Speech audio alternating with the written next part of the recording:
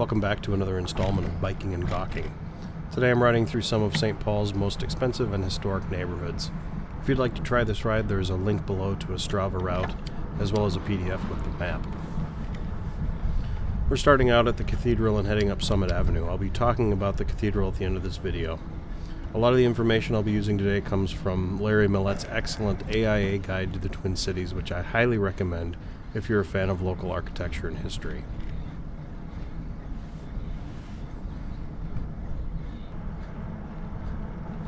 The first and most prominent home on Summit Avenue is the James J. Hill House, built in 1891 for the powerful railroad magnate.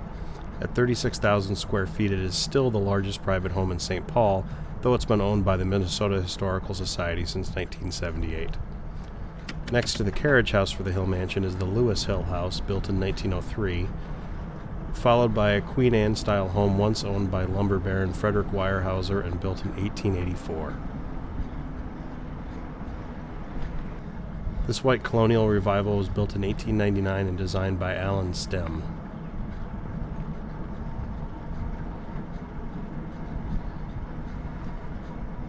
This is the Germanic American Institute, housed in a mansion originally constructed in 1904.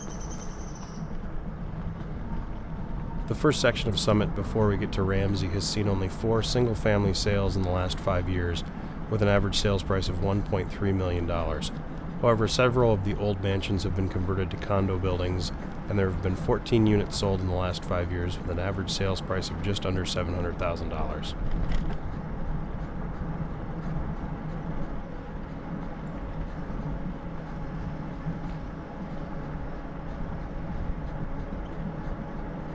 Here are a few of those converted mansions now, followed by a rare mid-century home on Summit Avenue, that one being built in 1955.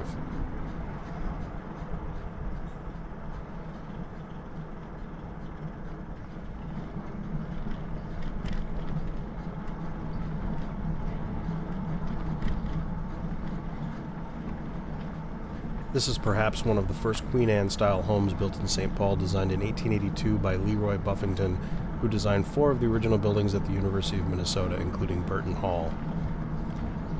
This is the Constance House, built in 1886 and once owned by one of the Hill sons. Summit Terrace, this collection of row houses, is a National Historic Landmark because F. Scott Fitzgerald wrote his first novel, This Side of Paradise, while living in number 599. Even though this 5-mile stretch of Summit Avenue is considered the best continuous stretch of Victorian homes in the United States, you'll find many other styles here as well.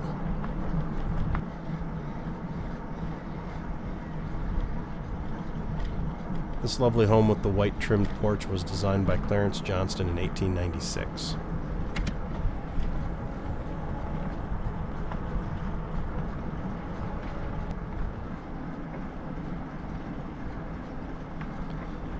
Architectural historian Larry Millet calls the House of Hope Presbyterian Church perhaps the most sophisticated example of the Gothic revival style in St. Paul.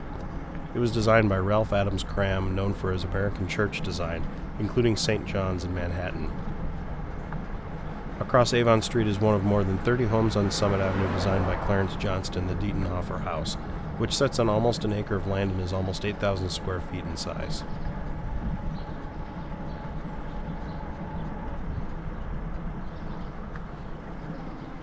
On the south side of Summit, facing Mitchell Hamlin Law School, is the St. Paul's United Church of Christ. Single-family homes on Summit Avenue between Ramsey and Chatsworth have sold for an average of $1.1 million over the past 5 years, but sales here are relatively rare, with only 18 sales in the last 60 months. The 45 condo and townhouse sales in the same stretch during the same time period have sold for an average of around $400,000.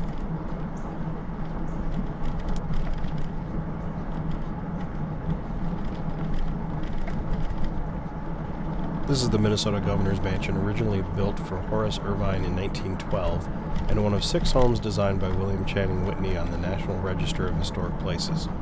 The home was donated to the state in 1965 and has housed every governor since except for Jesse Ventura.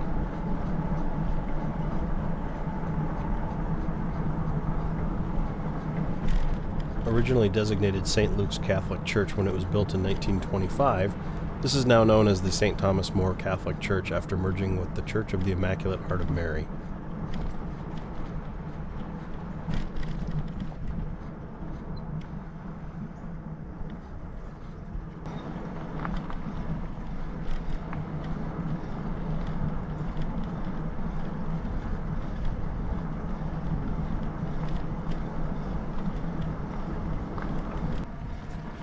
We've crossed Ide Mill Road now. Between Ide Mill and Snelling, single-family homes have sold for an average of $850,000 during the last 5 years.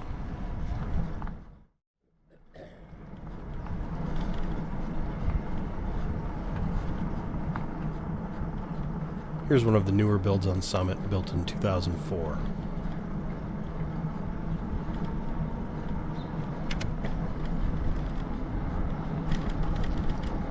This is the Pierce and Walter Butler double house, built in 1895. One side of it was built for Pierce Butler, who was a U.S. Supreme Court Justice from 1923 to 1939. He was the first Supreme Court Justice from Minnesota, followed by Warren Burger and Harry Blackmun.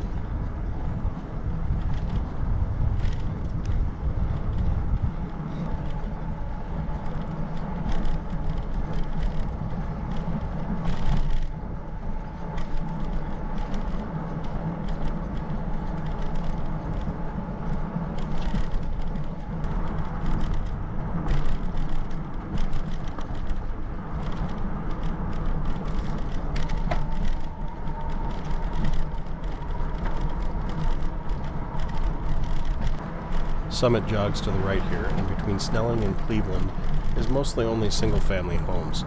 Sales over the last 5 years on this stretch have averaged just under $800,000.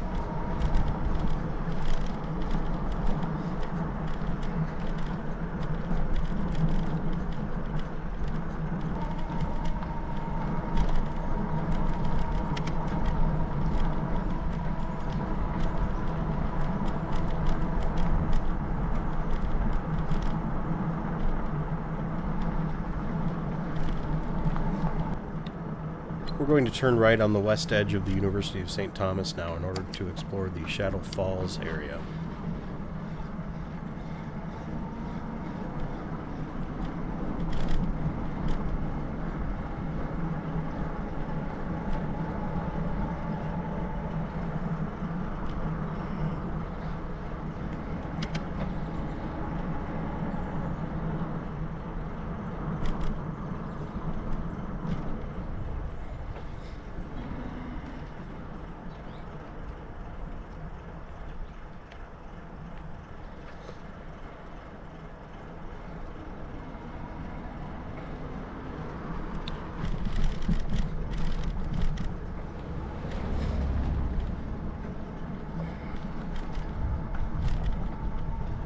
We're turning left onto Otis Avenue now and seeing the backside of this beautiful French Tudor-style home with the exceptionally tall roof, one of my favorite homes here, built in 1926 by architect Kenneth Worthen.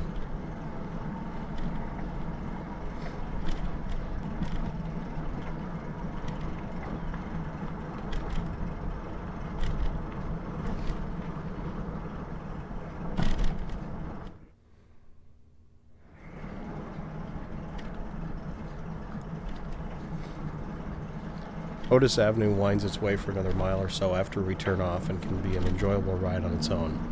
But for our purposes, we're going to turn left and head down to the Mississippi River.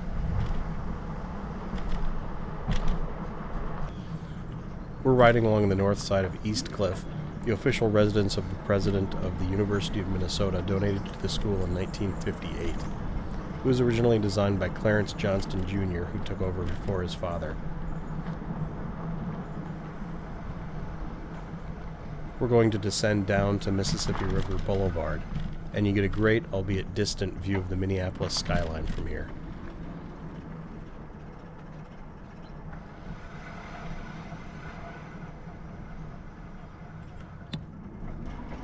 This beautiful chateau-style home may look like it's been here for more than a century, but it was actually built in 2016.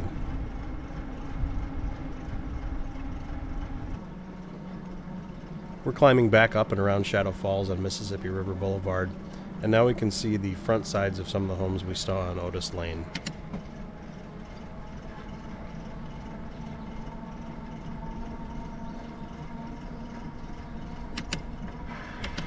Here's the front side of the Kenneth Worthen home with the elongated mansard-style roof.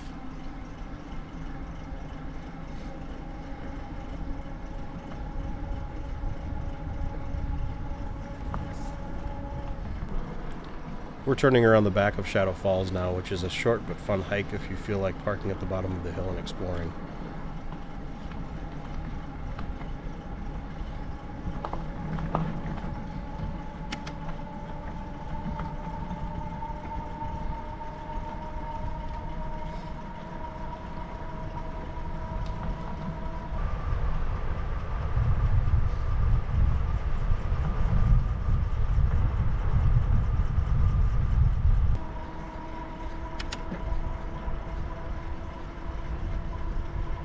We're continuing down Mississippi River Boulevard south of Summit Avenue. Homes on this stretch between Summit and Jefferson have sold for an average of $1.5 million over the last 5 years, with the highest sale being for $3 million.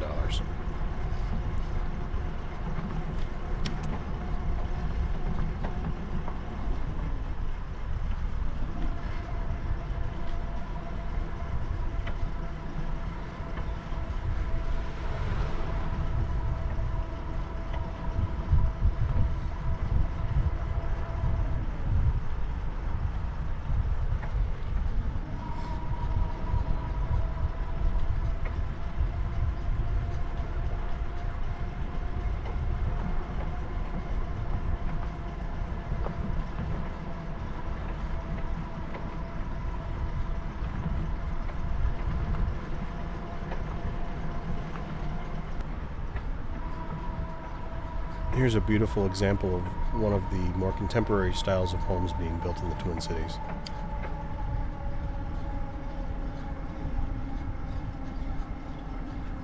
We're going to turn on Jefferson Avenue and head up the hill to Cleveland.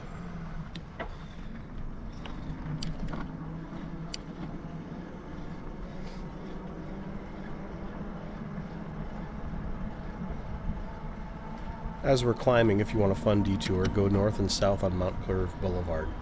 I'm planning on covering that street in a future video, but it's worth a side trip if you can't wait.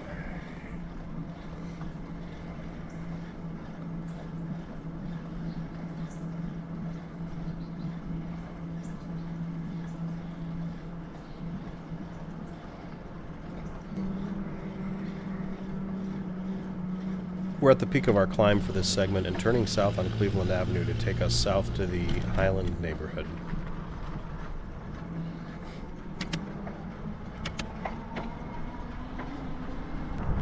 Here's the Highland 2 Theaters, built in 1939. We're crossing through the Highland Village commercial area.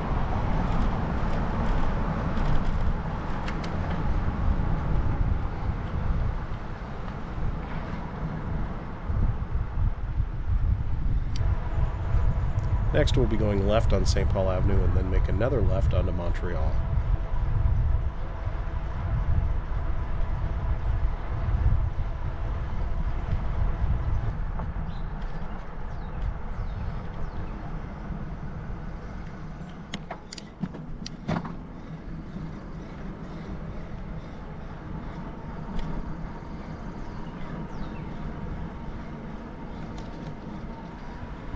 And now we're turning right on Fairview.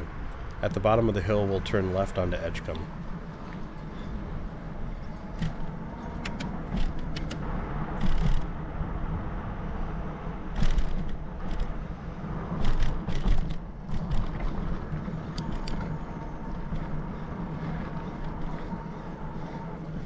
We're going to see a lot of interesting examples of mid-century one-story homes that we call ramblers in Minnesota and everybody else calls ranches.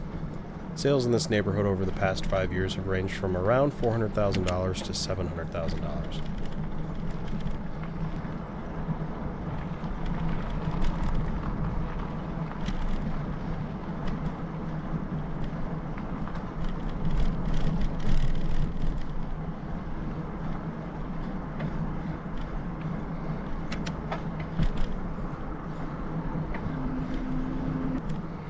Now we're turning south on Davern Street, and then we'll make nearly an immediate left onto Upper St. Denis Road.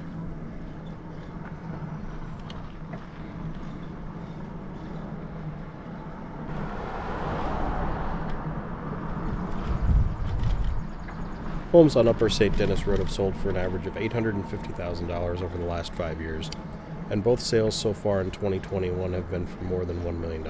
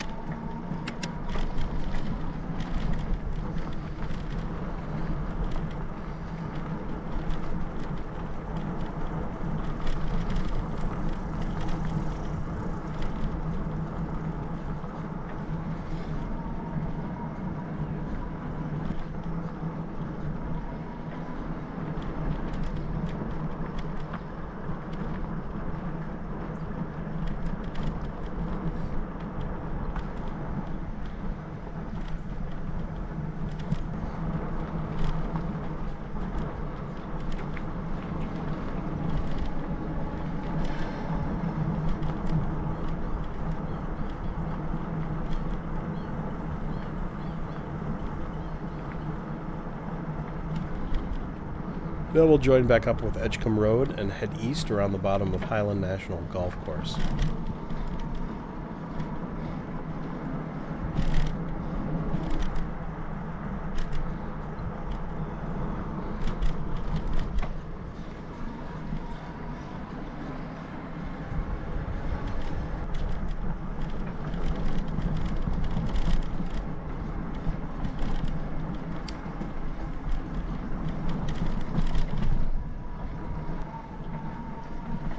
As we go north on Edgecombe, we're climbing again as we head away from the river.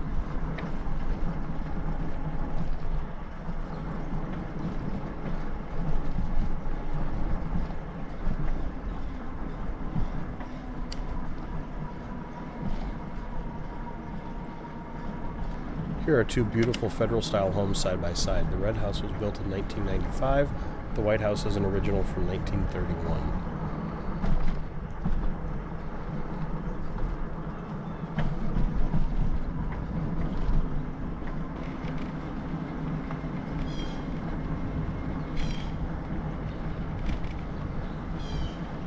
We've reached the end of Edgecombe Road, and now we're turning left onto Lexington Parkway to take us to the Crocus Hill neighborhood. And we'll be crossing over Idemill Road here shortly.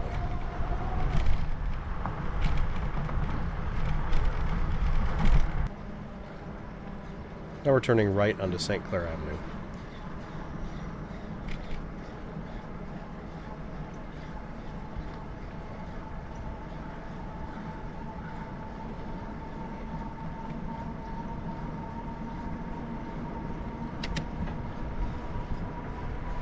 This dark Queen Anne approaching on the right is the Frederick Swift House built in 1894.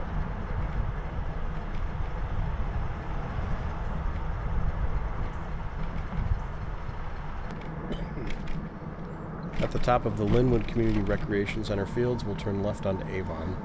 Then shortly after that, we'll turn right onto Osceola.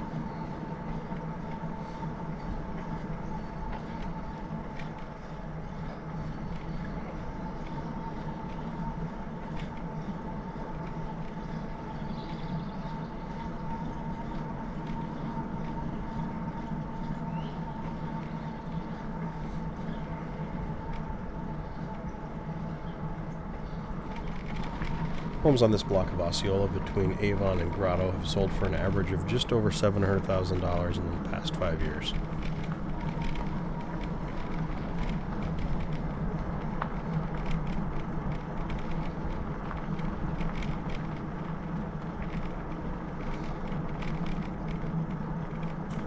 The next block or so has some treacherous original cobblestone, so if you're on a road bike you might want to walk this section, or turn left here on Grotto and then take a right on Fairmont to meet back up with the route.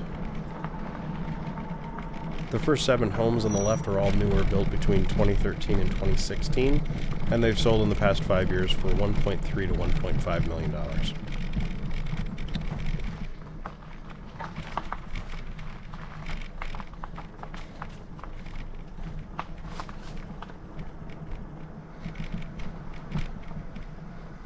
We've popped back up the hill to the Kenwood Parkway neighborhood.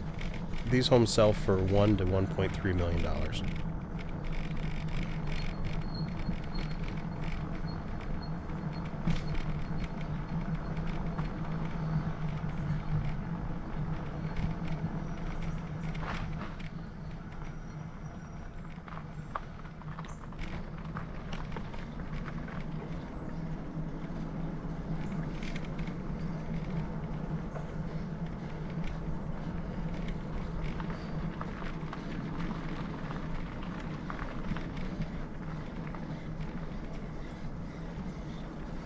Now we're climbing again to get to the real Crocus Hill.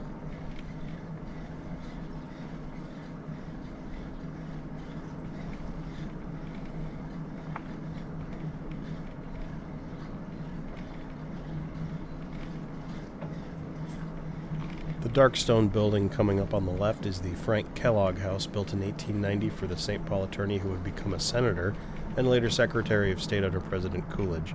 He's also the namesake of Kellogg Boulevard downtown.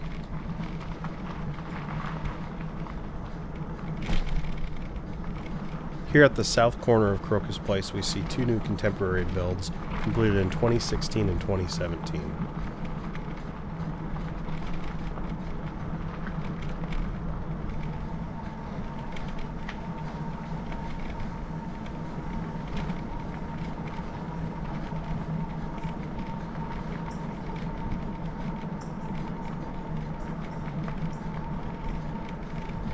To the right, barely poking through the trees, is the Edmund Rice Jr. house, designed by William Channing Whitney in 1886.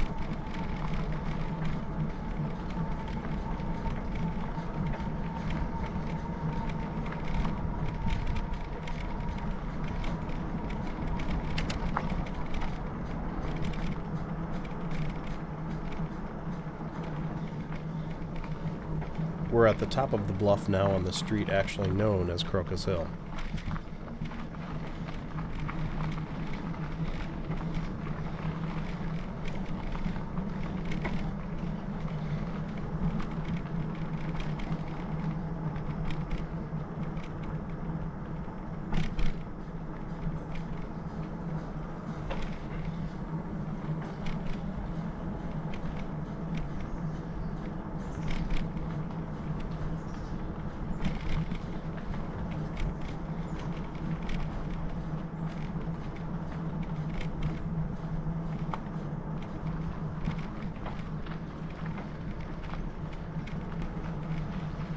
Turning right onto Lincoln Avenue now, and we're going to wind around the bottom of Heather Place.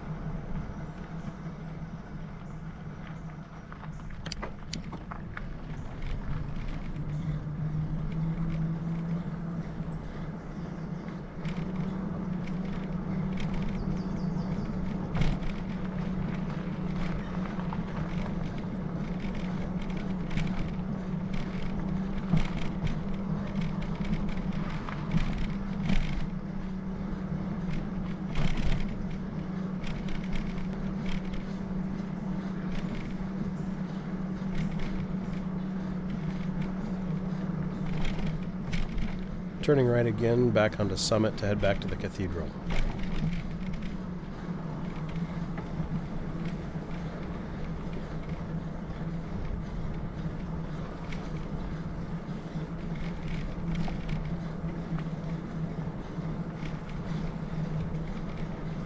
This is probably my personal favorite on Summit Avenue because I love the whimsical porte cochere that blends in with the roof line.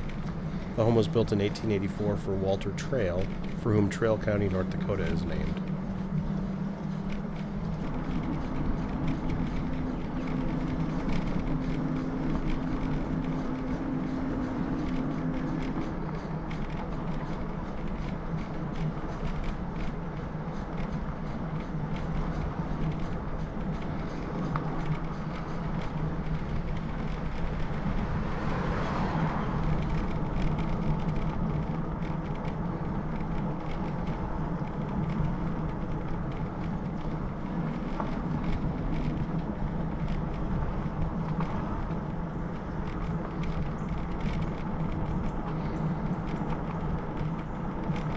Here on the corner of Summit and Ramsey is the University Club.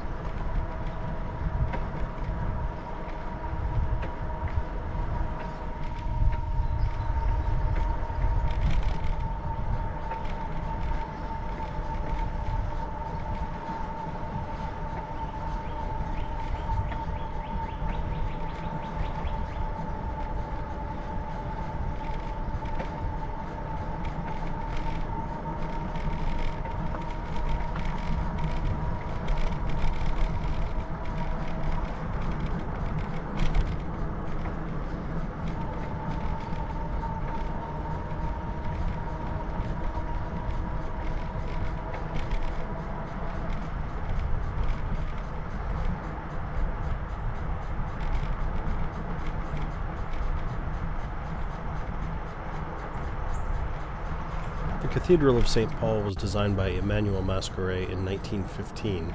Masqueret had been the chief of design for the St. Louis World's Fair in 1904 and was responsible for the Basilica of St. Mary in Minneapolis, as well as prominent churches in Iowa, Wisconsin, Kansas, and South Dakota. In addition, he trained some of the most renowned architects of his day. And we're about to hear the bells because it was 7:30 on a Sunday as I rode past.